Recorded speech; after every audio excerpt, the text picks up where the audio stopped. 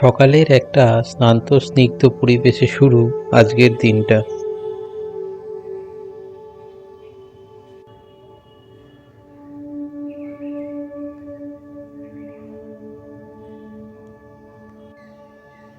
নিচের তলার এই দুটো এখানকার কমন বাথরুম। সবুজের মাঝে গাছের ফাঁক দিয়ে দেখে নিলাম আজকের সকালের সেরা সূর্যোদয়। গতকাল আমরা এই ট্রি হাউসের দোতলার একটি রুমে এসে উঠেছিলাম।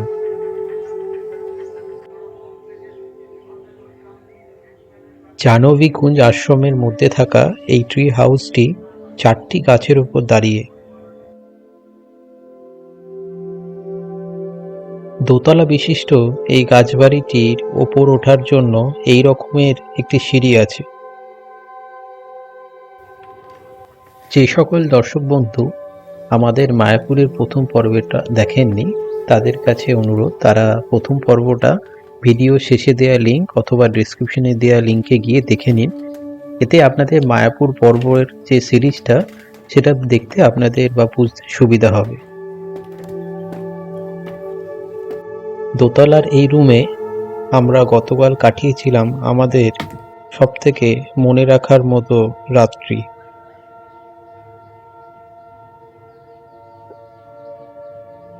দেখেই বুঝতে পারছেন ঘরে নেই কোনো বিরাট আড়ম্বরের ব্যবস্থা। প্রকৃতির মাঝে নিরিবিলিতে একদিন কাটানোর জন্য বেস্ট জায়গা এটি।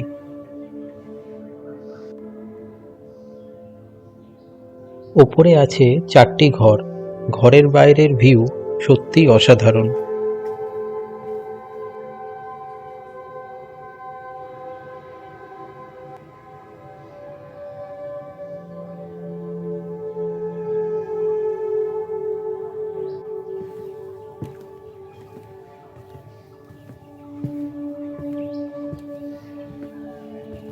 চারপাশে আছে কত রকমের গাছ। সবুজের সমারোহ নিয়ে অনেকটা জায়গা জুড়ে থাকা এই জাহ্নবী কুঞ্জে একটি দিন অনায়াসেই কাটিয়ে দিতে পারেন। আর উপরন্তু পাওনা হিসাবে রাত্রেবেলায় শুনতে পারবেন নানা রকম জানা অজানা পশু পাখিদের ডাক।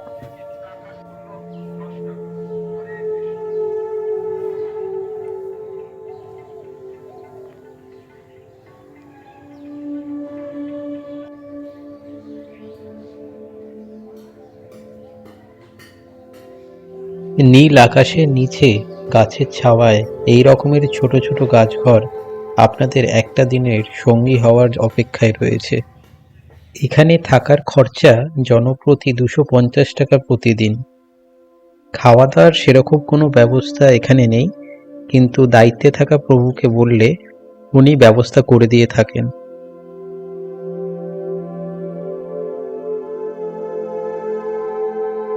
দু চাকার জন্য আছে এই রকম একটি পার্কিং এর ব্যবস্থা। এই রকমের জানা অজানা জায়গাগুলির সন্ধান পেতে অবশ্যই ট্র্যাভেল জার্নি চ্যানেলটিকে সাবস্ক্রাইব করে রাখুন আর নোটিফিকেশন বাটনটি অন রাখুন, যাতে ভিডিও দেওয়ার সাথে সাথেই আপনারা সবার আগে ভিডিওর নোটিফিকেশনটা পেয়ে যান। আর ভিডিওটি ভালো লাগলে অবশ্যই একটি লাইক এবং শেয়ার করতে ভুলবেন না। জাহ্নবী কুঞ্জ আশ্রমের দায়িত্বে থাকা প্রেম প্রভুর মুখে শুনে নিয়েছিলাম কিছু কথা জায়গাটি সম্পর্কে। জাহ্নবী কুঞ্জ আশ্রম, এই আশ্রমের প্রতিষ্ঠাতা আচার্য হচ্ছেন গুরুদেব পরমাদিতি মহারাজ।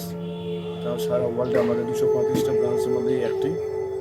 তো আপনারা আসবেন, খুব ভালো লাগবে। লাইক তপবন, পরিবেশটা খুবই সুন্দর। জাহ্নবী কুঞ্জ ট্রি হাউস, তো এটা পুরো ন্যাচারাল। এখানে আসলে বিভিন্ন রকম পাখির ডাক শোনা যায়, শেয়ালের ডাক শোনা যাবে, এরকম বিভিন্ন রকম অনুভূতি হবে, খুব ভালো লাগবে প্রাকৃতিক পরিবেশ। আর অল দি ওয়ার্ল্ড যে ব্রাঞ্চগুলি বা বিভিন্ন কান্ট্রিতে যে টেম্পলগুলো হচ্ছে, এগুলো হচ্ছে আমাদের কনস্ট্রাকশন যে কাজগুলো হচ্ছে ন্যাচারাল হয় না। গুরুদেব গুরুদেব বিভিন্ন রকম প্রাকৃতিক যে মনি ঋষিদের যে লাইফস্টাইল হয় সে অনুসারেই এই ব্রাঞ্চটা করেছে। ঋষিরা কীভাবে জীবনযাপন করতো, কীভাবে গাছের উপরে তারা গাছ বাড়ি করতো, তারা কীভাবে দীর্ঘায়ু হতো, প্রাণায়াম করতে যোগা, এই মুভমেন্টটা আমাদের অলরেডি ওয়ার্ল্ড চ্যাম্পিয়ন। আপনারা আসুন, খুব ভালো লাগবে আমাদের এই আশ্রম। হরে কৃষ্ণ। ওনার নাম্বার আমি ডেসক্রিপশনে দিয়ে দিলাম। যারা আগ্রহী তারা ওনাকে যোগাযোগ করে এখানে বুকিংয়ের ব্যবস্থা করে নিতে পারেন।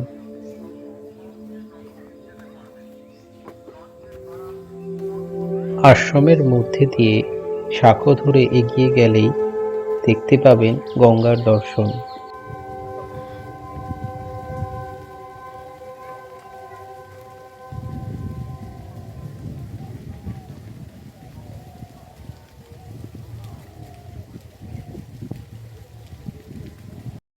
গঙ্গার ধারে নিরিবিলিতে কিছুক্ষণ কাটিয়ে আশ্রম থেকে চেক আউট করে বেরিয়ে পড়লাম মায়াপুরের আশেপাশে থাকা জায়গাগুলি ঘুরে দেখব বলে।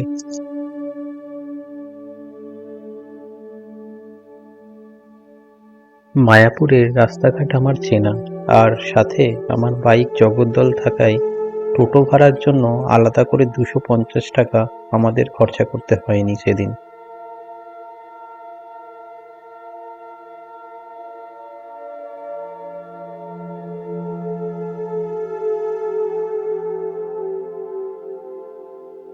এসে পৌঁছালাম বল্লাল ঢিপি।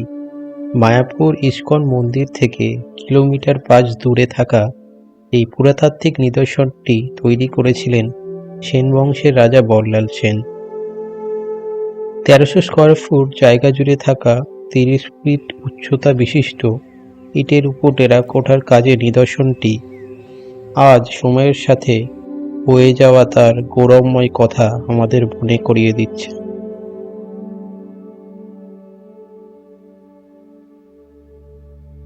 বল্লাল ঢিপি দেখে এরপর দেখে নিয়েছিলাম বামনপুকুর বাজারে থাকা ভক্তচাঁদ গাজীর সমাধিক্ষেত্র। কথিত আছে চৈতন্যদেব নিজে হাতে ভক্তচাঁদ গাজীকে সমাধিস্থ করেছিলেন এখানে।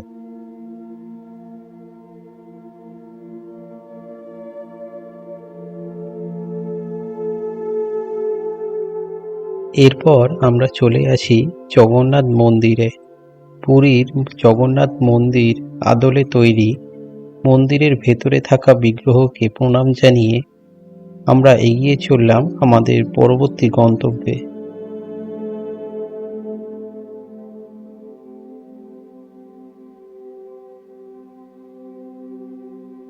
শ্রী শ্রী চৈতন্যদেবের জন্মস্থান নিয়ে বিতর্ক থাকলেও মায়াপুরে চৈতন্যদেবের জন্মতাত্ত্বিক মাহাত্ম্য যিনি আবার ফিরিয়ে দেন তিনি হলেন শ্রী শ্রী ভক্তিবিনোদ ঠাকুর।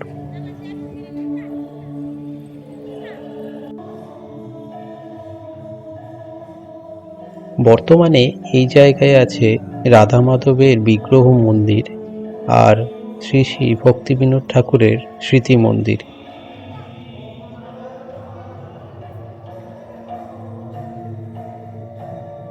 ঠিক মন্দিরের পাশেই আছে তার নামের এই বিদ্যালয়টি।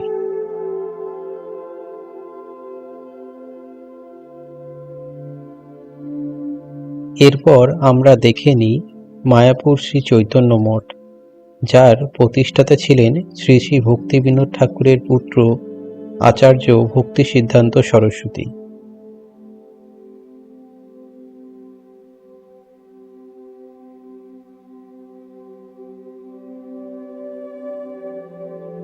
অনেকটা জায়গা জুড়ে থাকা এই মঠে আছে ঠাকুর ভক্তি সিদ্ধান্ত সরস্বতীর সমাধি মন্দির।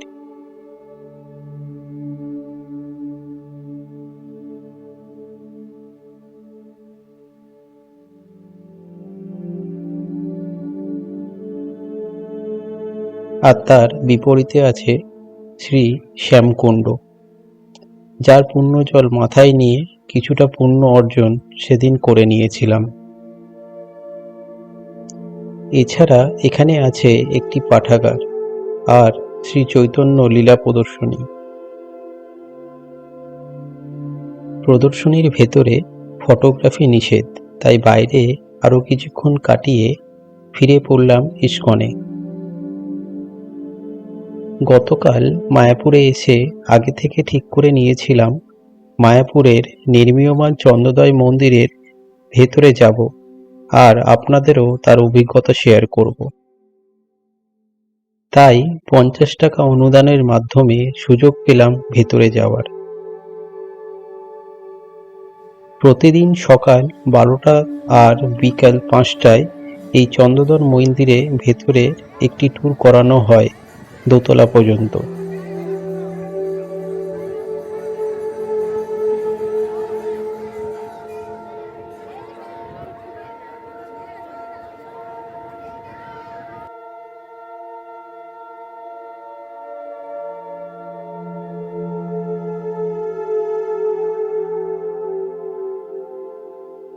মন্দিরে ঢোকামাত্র চোখে পড়বে চারিদিকে থাকা গম্বুজাকার 4টি পিলারের আকারের বিল্ডিং।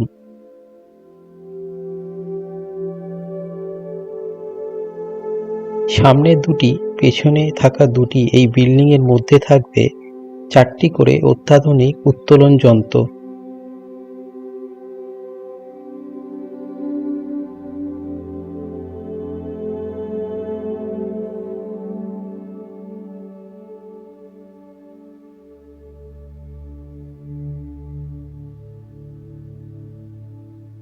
এছাড়াও থাকবে এই রকম চড়াই উতরাই স্লোপের রাস্তা।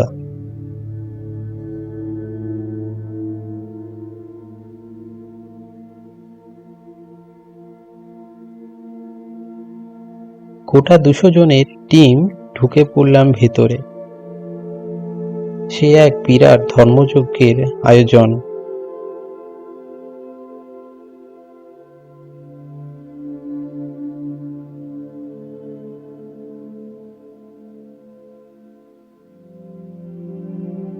নিজেরা পিছনে থেকে নিরিবিলিতে জায়গাটি দেখব বলে ছোট্ট ছোট্ট পায়ে এগোতে থাকলাম।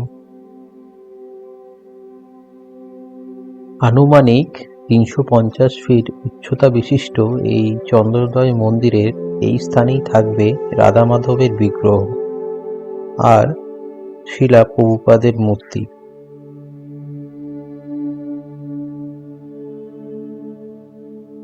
মন্দিরের এই দ্বিতল থেকে প্রতিটি তলে থাকবে প্রদর্শনীর নিদর্শন।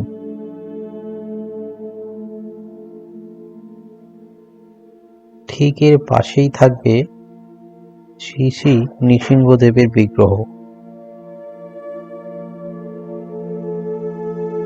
মন্দির তৈরির ক্ষেত্রে রাজস্থান থেকে আরো অন্যান্য ঘরানার নিদর্শন এখানে রাখার চেষ্টা করা হয়েছে।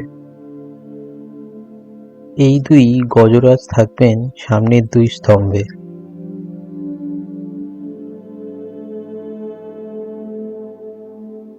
তিরিশ মিনিটের চন্দ্রোদয় ট্যুর শেষ করে এবারের মতো শেষ করলাম মায়াপুরের পর্ব। কিন্তু ট্রাভেল জার্নি তো শেষ নয়।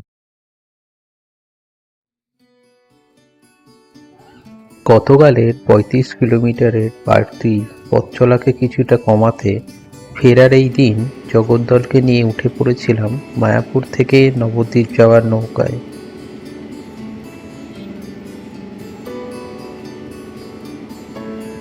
নৌকা পারাপার করতে জগদ্দল ও আমাদের 3 জনকে নিয়ে টিকিট কাটতে হয়েছিল 25 টাকার। সাথে জগদ্দলকে নামানো ওঠানোর জন্যে 20 টাকা বকশিশ।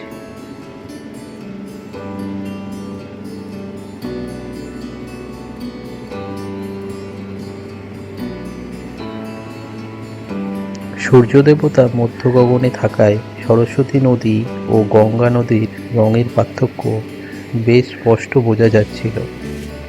ট্রাভেল জার্নির এই রকম নতুন নতুন ভ্রমণের সঙ্গী হতে অবশ্যই চ্যানেলটি সাবস্ক্রাইব করে রাখুন আর একটি লাইক এবং শেয়ার করতে ভুলবেন না, কারণ আপনাদের উৎসাহই আমাদের এই রকম নতুন নতুন ভ্রমণে যেতে সাহায্য করে।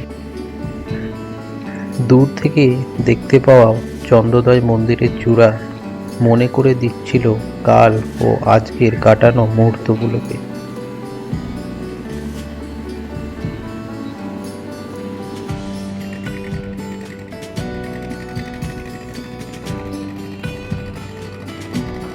জীবন হোক বা ট্রাভেল জার্নির পথ চলা, চলা থামার পর্ব তো থাকবেই।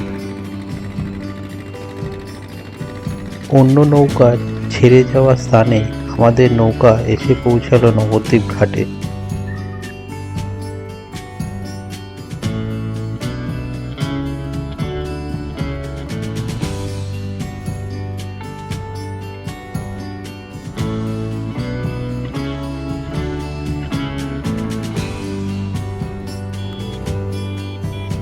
গতকালের সেই আবার চেনা রাস্তাটি ধরলাম বাড়ি ফেরার জন্য।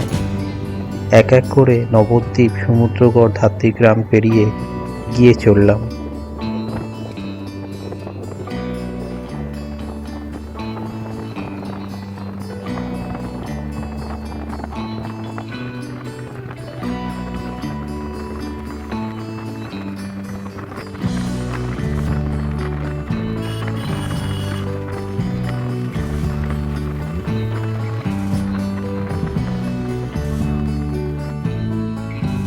গুপ্তিপাড়া ঢোকার আগে রাস্তার ধারে থাকা এই রেস্তোরাঁতে সেরে নিয়েছিলাম মধ্যাহ্নভোজ।